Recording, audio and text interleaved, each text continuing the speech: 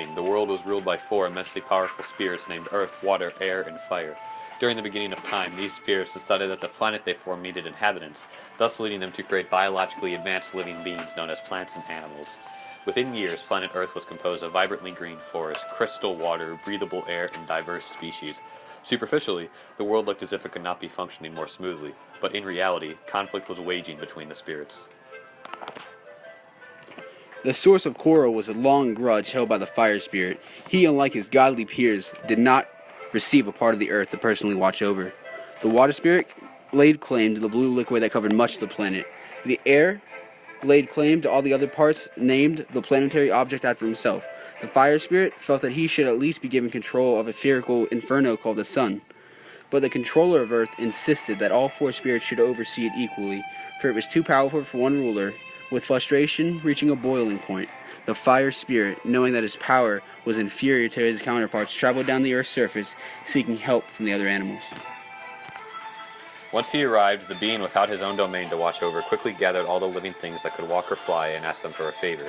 He needed them to find the moose, a sole creature that was created by the four spirits as a way to keep each other in check.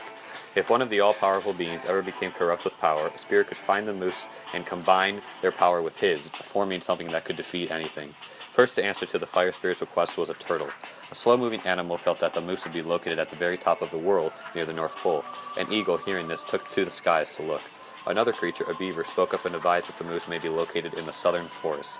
Being eager to help, a hawk quickly flew away to this location, but after much waiting, both birds returned empty-handed. The fire spirit was feeling hopeless, until he heard the distant sounds of a falcon. The falcon, flying back from the deepest forest on Earth, had flew away unrecognized and returned in glory, as he had succeeded in finding the moose. With the animals by his side, the fire spirit arrived at the dwelling place of the sought-after animal. After explaining the moose's importance, the history of its creature, and convincing him that he was taking part in a just cause, the antlered creature agreed to help. Once the process of combining the powers was completed, the moose stood tall with the fire spirit within him.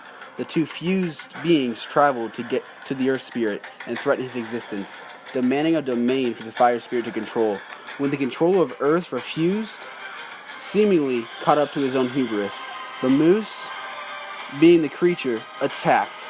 As the fight waged on, the moose soon realized that the fire spirit was about to eliminate his counterpart once and for all.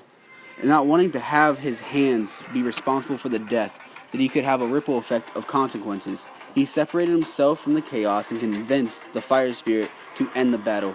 However, by this point, the ruler of Earth was too weak to even move, and the fiery being was overflowing with rage and power hijacked from the moose.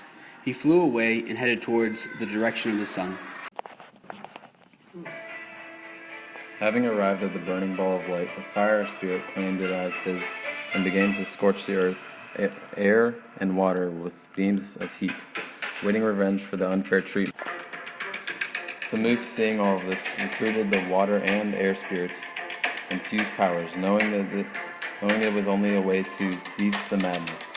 Being stronger than ever, the moose, with the power of water and air, clashed with the fire spirit and brought a conclusion to the terror. Unfortunately, the moose was not in time to completely stop any significant change to the world, as parts of the earth had been turned into a scorched, dry, and barren land of sand and dirt. The moose decided to give these places a name. He called them deserts.